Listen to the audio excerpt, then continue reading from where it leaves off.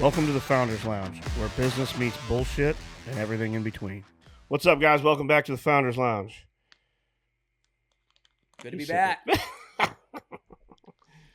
was trying to lead you in there, bud, but Oh, I'm sorry, man. I wasn't even looking. How you doing? It's been a week, brother. I hear you, man. It's good to be back here, though. We didn't record last week. Yeah, it's nice. I like the every other week because it's not that we don't see each other throughout the week, but this is like a completely different experience than all the other shit that's surrounding. All right, before we get into this topic, though, man, I wanted to take a second and just ask everybody if you would do us a favor, leave us a review, share the show. We're not to the point where we're running ads or doing sponsorships or anything like that. Nah. But best thing we can do to grow the show now is if you guys would leave us a review and share it. Would really appreciate it. Absolutely, right. And I will add some news to that. We're into production of shirts and hoodies and hats for the Founders Lounge. So you guys got me nervous on that. It's all good. It's all good. It's everything we agreed to. Bright pink colors. And yeah, share us some love, man. And we're gonna give some swag out too. So, all right. I thought about this topic last week, and I put some notes in my phone, and I've been thinking about this a lot because this conversation has come up in business, with our business. I guarantee you it's come up in yours, probably does every day. Mm-hmm. And it's also come up in kind of my personal life, and I'll get into that and what I mean by that.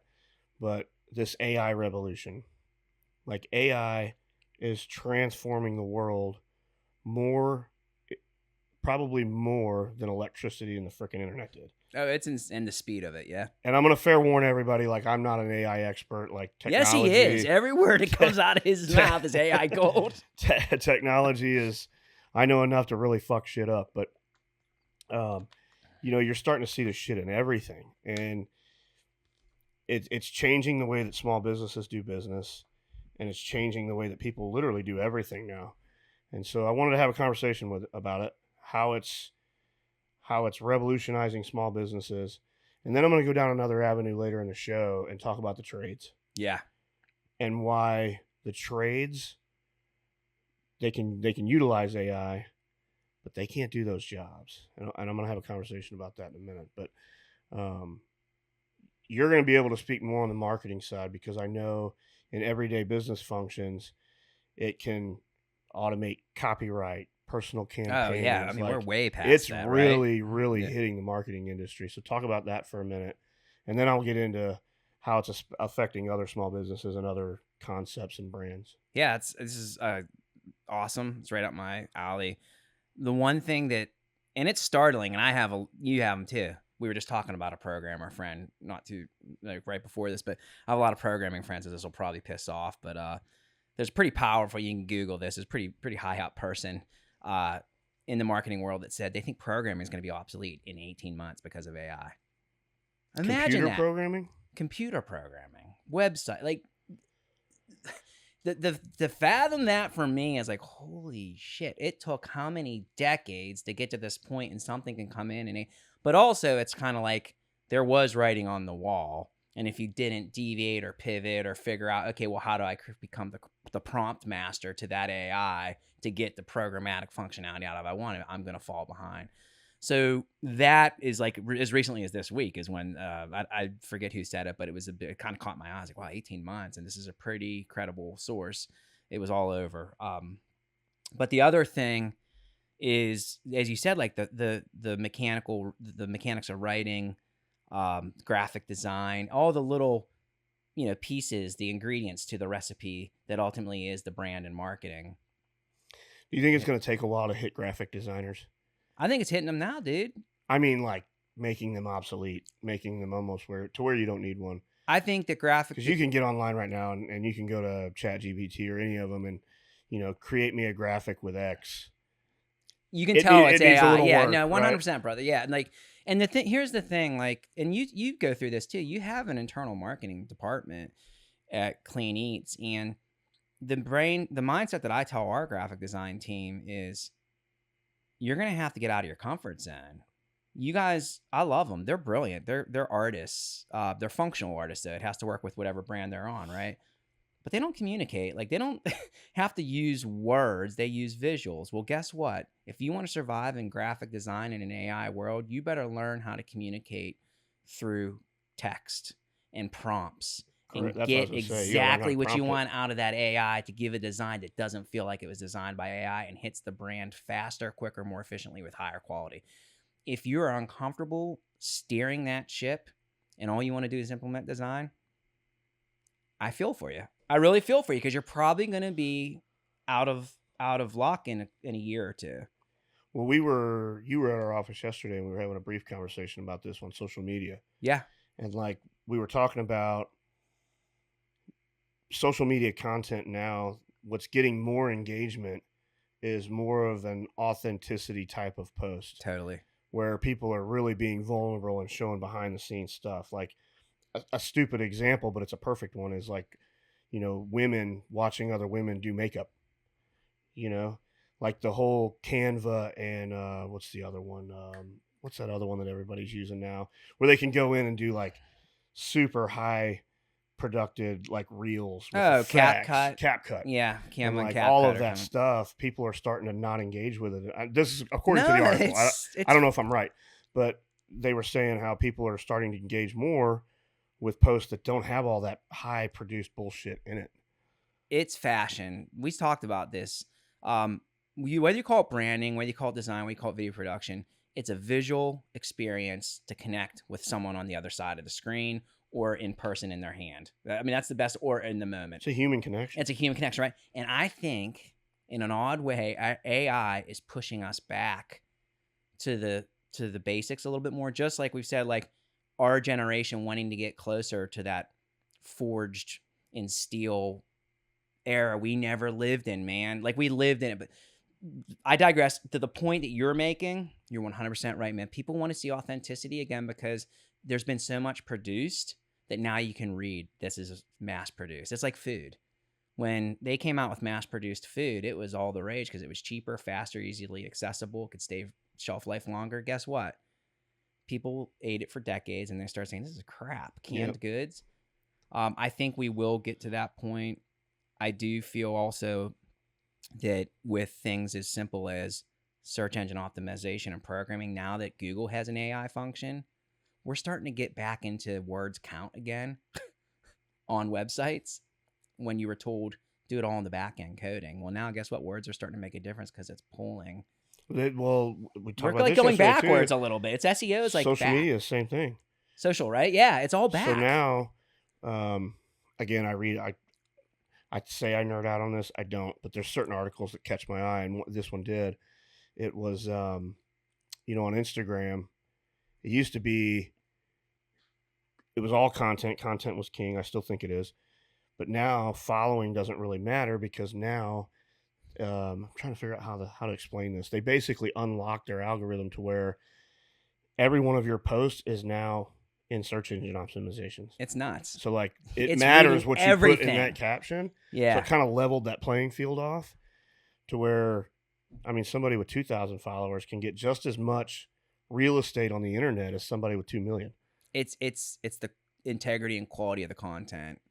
And it's amazing. It's opened up. We're already having meetings about how do we leverage Google's AI function for search, because it is like, oh my goodness, like small dogs can play again, small dog brands, because it's just a matter of good quality, regular, robust content.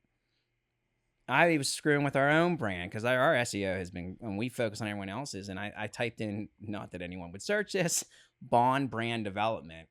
Out of an entire globe of searching, it came up with this could be referring to Bonsai Marketing in Wilmington, North Carolina. Like the fact that through that's pretty cool. It's crazy. And I was teasing the team like no one will ever search this, but the fact that overnight, now it's probably gone now, but we through a 3 tag search, we showed up that easily, and with brand development being part of that tag, it's a massive millions of groups. Sure. So customer service. You just talked about marketing, customer service, AI chatbots. They're freaking everywhere. These aren't new. I mean, the chatbot itself is not new, but now, now they can use AI. They can prompt these. You can go in and set a list of the, top 100 questions that's been asked, through whatever database you've got and set it up to where if somebody types in that, there's not even a human on a chatbot anymore. That's wild to me. It's getting smart, like smarter. You're right. It's been pop-ups, chat, all that, whatever you dub it. The scariest thing that I've seen, not scary, it's intriguing to me, because it still needs someone driving that car to prompt it and know how to get into the brand's mind to give it the right prompt to get the result the brand needs. But the scariest thing I've seen is like you can basically produce a voiceover actor, actress with the script that AI wrote, given to the voiceover automation, given to a AI presenter, and it looks like someone's in front of a camera presenting, and it's pretty much been prompted. But other than that, there's no human involvement. You ever thought about setting up an AI OnlyFans?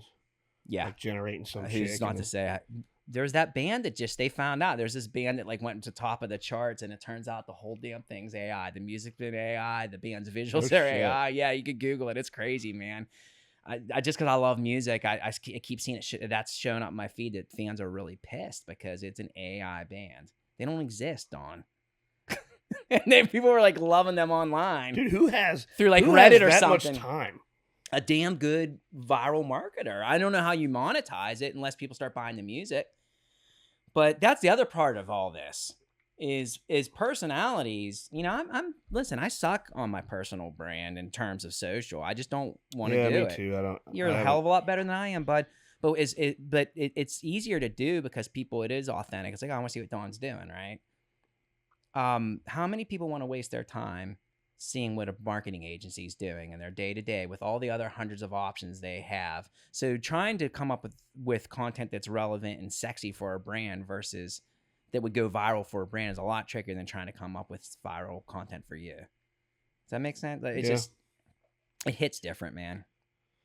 Operations and HR is another thing that how it's being used in everyday business functions, from predicting analytics, supply chains, inventories.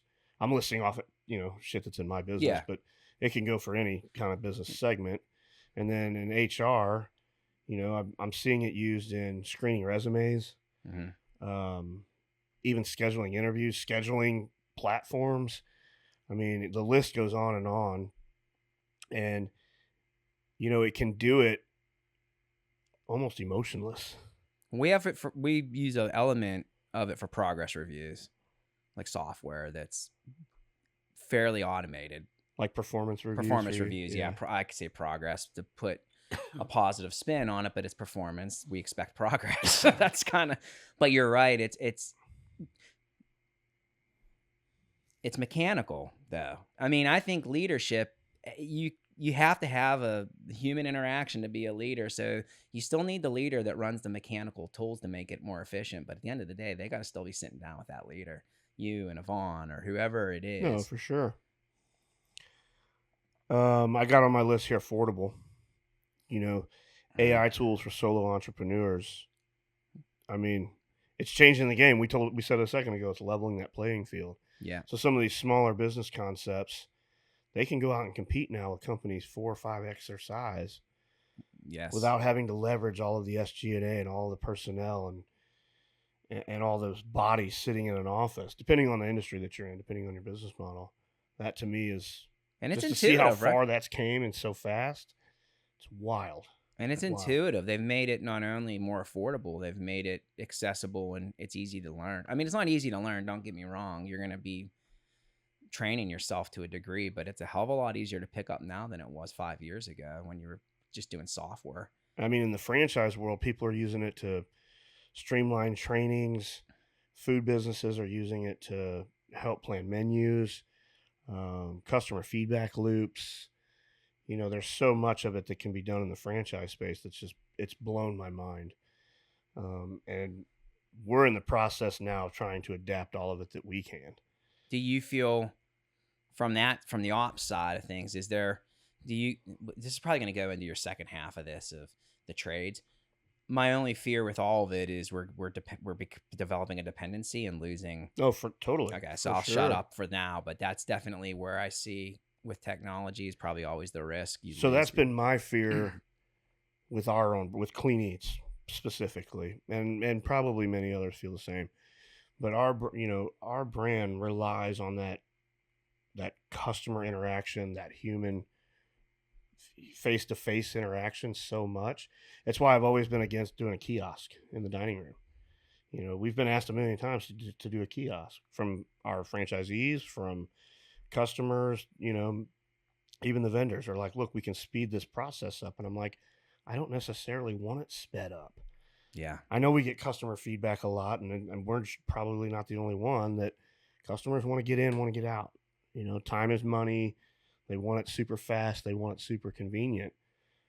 But it doesn't always have to be that way. Just because, I hate to be a dick, but just because they want it doesn't mean you do it all the time. No, yeah. I mean, it goes against. You know what I mean? If it goes against your core values and what you're trying to do and your mission, and I think it does for us. I don't ever want a kiosk at my counter where there's not, somebody there talking about our business, talking about our mission, what we do and why we do it. And that can be done very quickly. There's different ways. We've talked about it on this show. But I don't ever want somebody coming up and just hitting a button and walking out the door. That's a transactional You have a community. relationship. Yeah, you guys have we've had episodes about customer brand loyalty. And part of the mechanism, it's not a mechanism, it's authentic, that you guys have established is that one-on-one interaction in your dining rooms. And it works. And there's major, major brands like Cracker Barrel where the whole experience is walking through that damn country store where it's like, I just want some pancakes, man, but I'll be damned if it doesn't get me every time. Like, this feels a little Don't hate on the country store. Listen, I'm not. It's a brilliant marketing. You never bought a coffee cup in that country store? I probably bought a few. But I love that. Yeah, I would hope. I mean, I'm not in your business head as to what makes sense from a economic standpoint. That's what scares me about the chatbots too, going AI. Listen, man, I'll tell you what. You're right. Well, also, it scares me about, we are a relations business as well. We build brand relationships with the customers, and we should be outgoing and fun to work with. And when everyone just hides behind their friggin' phone, I've seen a loss of what used to be soft skills, but it's not. It's personality. I hate it. Yeah. Yep. And I have to remind our team, like, when you're on Zoom, smile. Not like force it, but act like they do care. Just be present. Be present. And that's what's concerning is you're right. We're losing. You put a kiosk in, you lose the front person's ability to go up and have an honest conversation about, hey, how's everything going? How's the plan going for you? Which is already hard enough as it is. It's tough. Well, and we won't get into generational bash, but it is. I see it in our world too, man.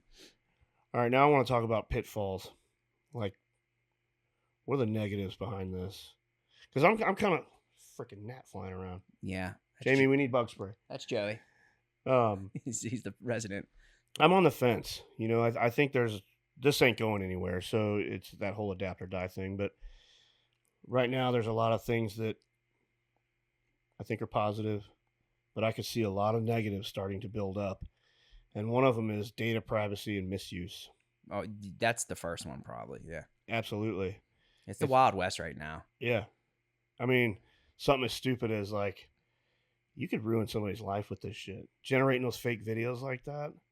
Like, my goodness, the deep Think about if some chick sent Sarah a video with AI and, with some random chick, digital chick. Did you hear something? Or I'm joking. No, it's totally, and they're trying to deregulate the tech industry wants like a decade's worth of like just do what you can't, what you're allowed to do as fast as you can. But the other thing that's scary, to your point, is our growing inability to determine what's reality and what's not. That's friggin' beyond ruining one person's reputation, which is awful. Not knowing what's real or not. It's scary. Dude. We're at our most base animal. Like, we're animals. We're supposed to be instinctual. And right now we're at the beginning stages of this, and it's already hard to tell, something that was AI generated versus what isn't. Where's it going to be in 5 years? It'll almost be impossible to tell. That's the scary thing. Like, you don't need a 10-year ban on regulation. You do 3 to 5 years, and it'll be. And there's all the worries of it's going to take over humanity. No, what's going to do is dumb us down to the point where we depend on it, and without it, once if it was ever taken away, then we're dead in the water because we don't know how to live without it. To the point of generations that had to build and craft, and now a kid can't change a tire on a car because the people that can do that are at the mechanics, and they're few and far between. Just like, yeah, And it's not being taught. It's not being taught and if it is being taught, it's an elective, and no one's going to elect it because there's people to do that kind of work. It's just screwed up, man. Yep. The other thing we talked about, that we touched on this briefly a minute ago, is job displacement.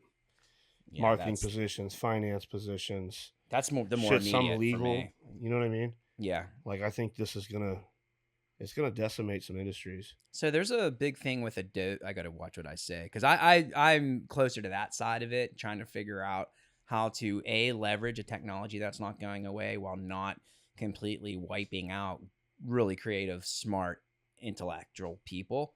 And the creators are starting to get mad because AI learns, it improves upon everything. Yeah. So it's using the creator's artwork for Adobe and some of the software packages, or platforms that these designers would use, at least.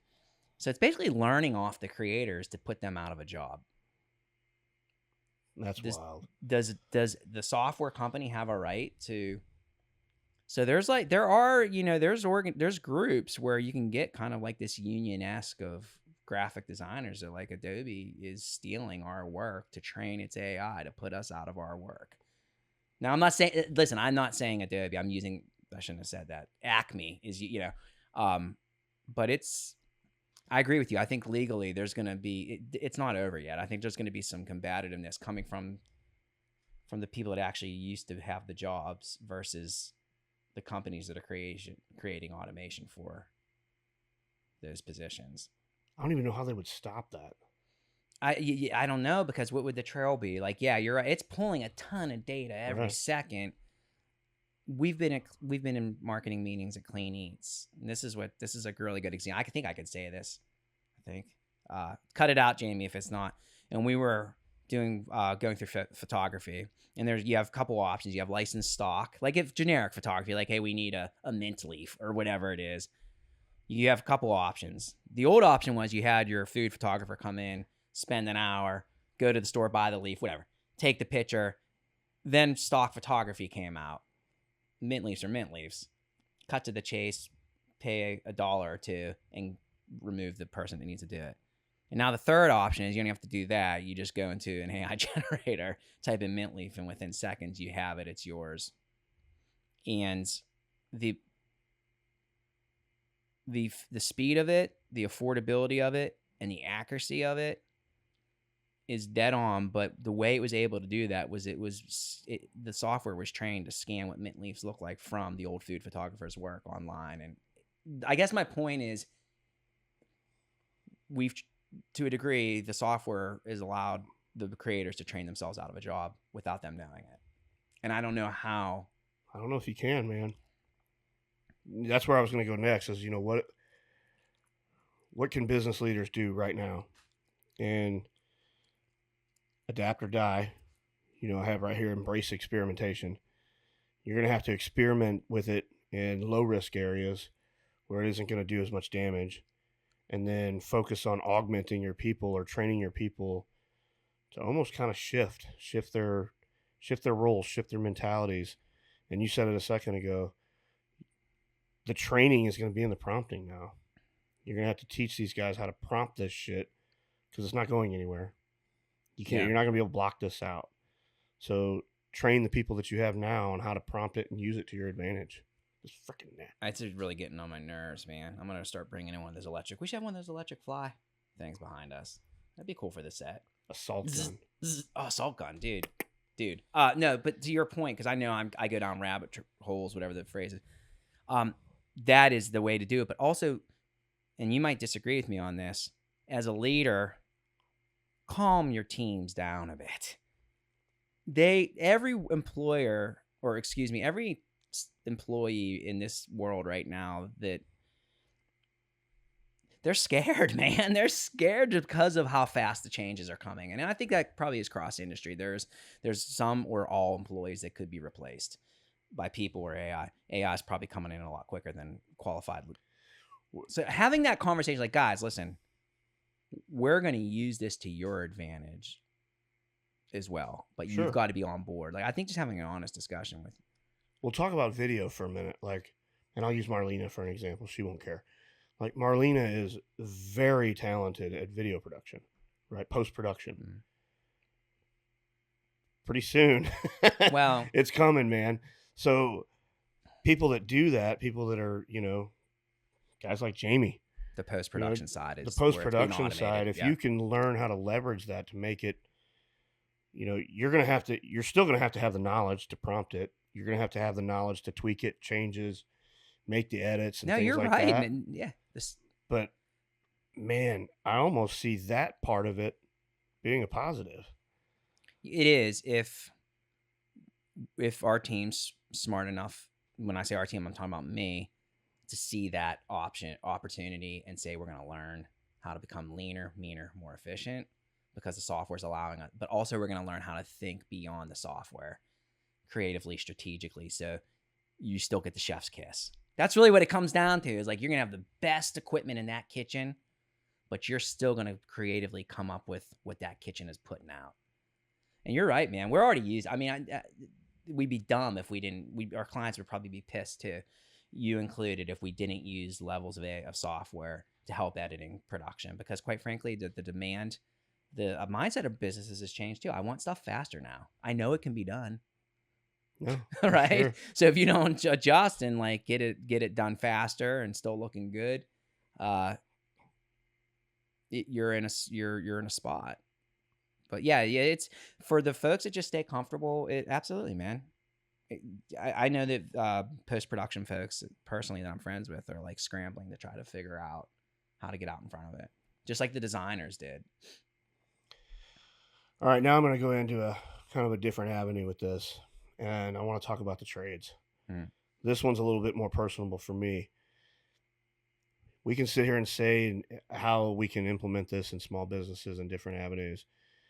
The trades, man, small companies, roofing companies, construction companies, they can leverage the tools on the admin side, but it cannot do the work. So I'm going to harp on anybody listening to this. If you are in the trades, if you're a plumber, an electrician, a carpenter, I've been screaming this for probably 5 years now. If you have any will or desire to do that within the next 5 to 10 years, you have a license to print money. Yeah. Jump out and do it. Nobody's learning these trades anymore. They're not learning these skills. It's not being taught. It's starting to become more now because I think more and more people are realizing this. So like there for a few years, trade schools were almost done. They were gone. Yeah. The vocational school that I went to in high school was gone. Yeah. It was they bad. They literally just started it again. But physical labor takes human hands. You can't use a computer for that. Now you can leverage it on billing and, like I said, the admin side, but it ain't going to wire a house. It's not going to plumb a sink. It's not going to lay a roof. And so I'm just very passionate about anybody in the trades right now. Even if you're tired of it, I would try to have a very, very, very, very deep conversation with yourself and go, I need to fall in love with this again, or go find something else to do. But the people that are really good at it and these kids that have a desire to learn it, they're going to be the next group of millionaires. No, that's what my son is going after, automotive.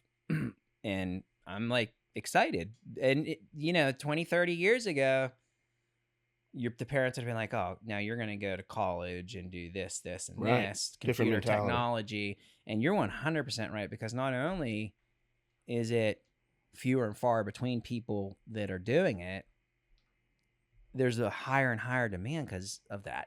Like, we don't know how to do basic maintenance. Nope.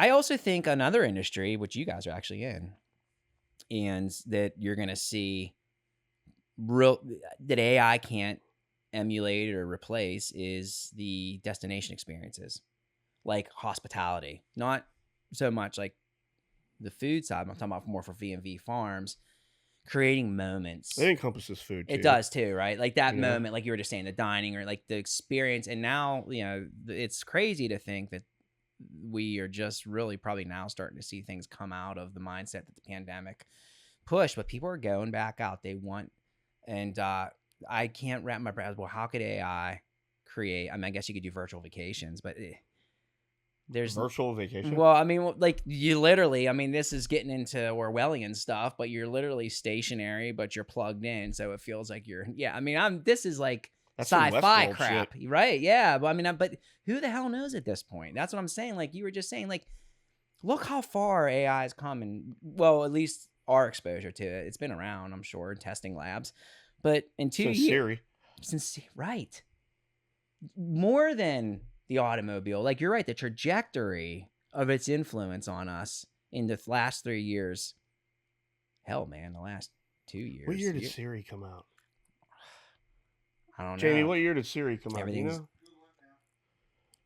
But that was the. But like the first... Google. That's what I said. Now it's all Google. Yeah.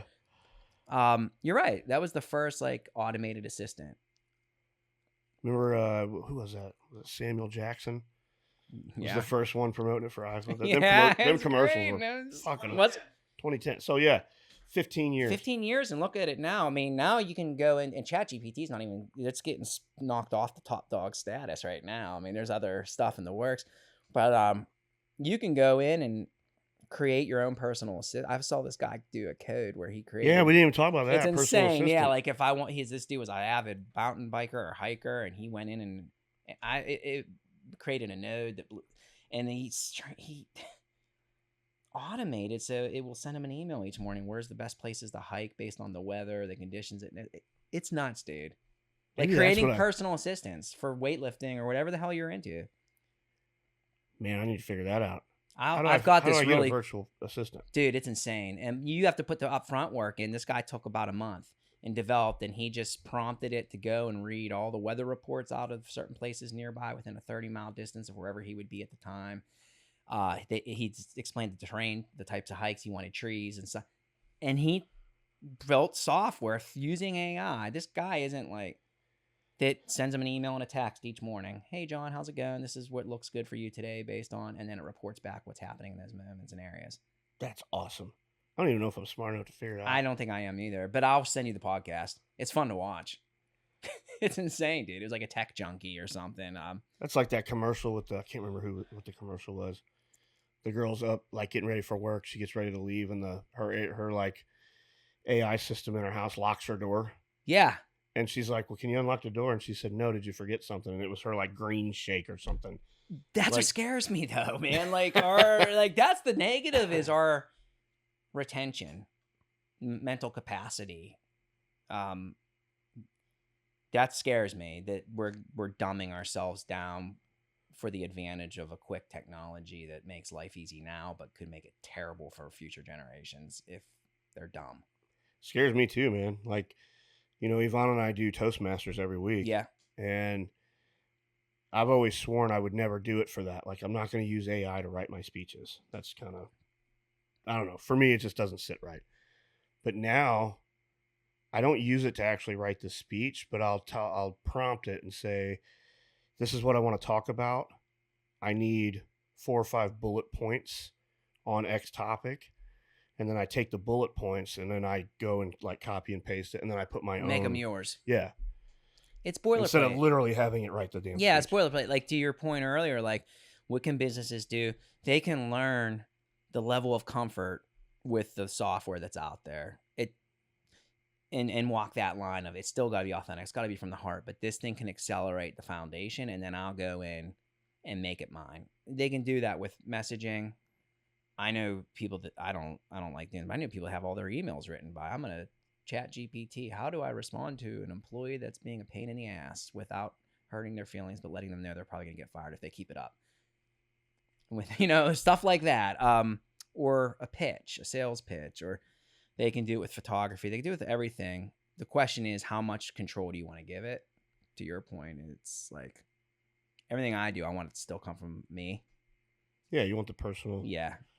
Personal touch. All right, final thoughts, critical takeaways from all of this. We didn't really. I mean, I didn't go down a wormhole in the trades. I just wanted to bring that up briefly because I'm so passionate about it. And guys, I'm willing to invest. I'm looking at cameras right now. All of you guys, I want a small business in the trades. Yeah. I want one now. Is there one in yesterday. particular? Plumbing, Um, mechanical? No, not necessarily, man. Just something in them trades. It's going to be such a smart business investment for anyone right now. I'm telling you, mark my words. It's July 18th at 9:45 in the morning. I want to talk to you about a guest I'd like to bring on remote, but here's another industry that's popping up from all this. To your point of like you're looking for investments, it's the tech trash because technology changes so fast. But the parts and pieces they're using to build computers and to build phones, there's a lot of good stuff in there. If you have a company that can disassemble and resell and repackage those materials, there's a lot of junk that people just toss. I'm just saying it does not sound luxurious, but I've got someone I'm close to in the family that has started this because he came in during the .com boom and made really good money off digital side, and now he's like, this junk's going somewhere. I'm immediately picturing Johnny Five. It's insane, dude. Yeah, so we'll bring him in. Disassembly, we'll bring him in. But he's got like a warehouse now of computers and all this shit. And he's taught teams how to take it apart, look for it's very similar to scrap metal. I mean, you remember like the scrap yards pull copper, pull out certain parts out of the steel, whatever.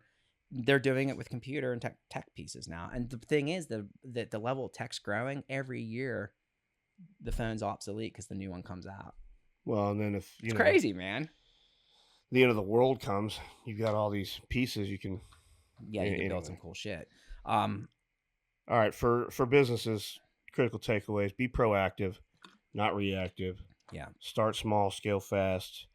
Test this where you're not going to see detrimental impact in your business by playing around with it. Like having a brain fart on examples, but you get my point. Parents, young adults, don't overlook the trades. Do not overlook that. They're the backbone of society, and they are literally immune to AI. You're never going to see it impact that. And then I have here, the future is a mix of high-tech, high-skilled, find your edge in both worlds. So anybody that can I love the word hybrid, but anybody that can almost become a hybrid expert of both, you're going to be very well paid here pretty soon. Yeah, everything you said it's what I would say myself. I think that I don't know why I always go to cooking analogies, man, but I think we're in an era of those that can become really amazing semi-homemade people, semi-homemade cooks or chefs, where use the ingredients that are easier to get a hold of, but still use your creativity to figure out what they turn into. They're the ones. They're the hybrid. Yep. So, all right, guys. Till next time. Thanks, guys.